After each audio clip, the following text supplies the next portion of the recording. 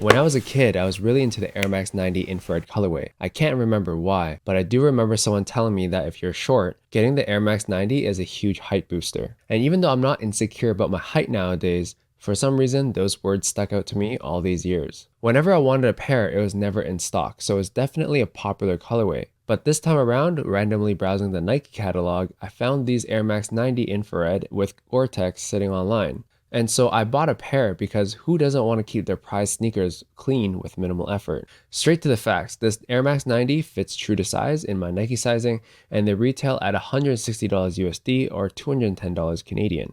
There are very little differences between the OG infrared versus the Gore-tex, other than the leather being smooth and grainy as opposed to suede. And the Air Max logo is no longer on the lateral side of the shoe, but instead it's in the Gore-tex logo in black.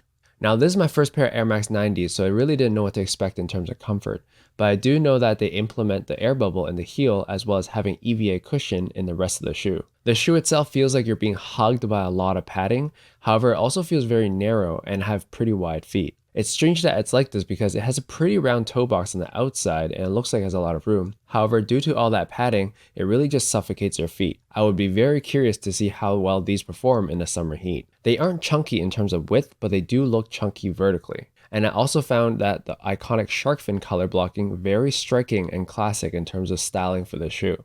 This shoe is also quite heavy and not very flexible, so I feel like it's not the best in terms of mobility, and it's kind of typical of Nike shoes to be more comfortable after you break them in. That said, I'm not a huge believer or fan in that because I just don't have the patience to give a sneaker a try if I had to break them in order to feel good. It almost feels like a marketing trick because it just seems like they're trying to get the consumer to keep the shoes longer term before they actually find out that they actually don't like the shoe. Either way, in conclusion, I hate falling into this category, but the reason why I'm buying this shoe is definitely because of the looks over the practicality, and I'm not proud of saying that. Either way, I'm glad that Gore-tex at least will save me in terms of keeping these infrareds clean. Anyways, let me know in the comments down below if you've ever owned a pair of Air Max 90s, and I'll definitely be doing a 500 miles test with this sneaker, eventually.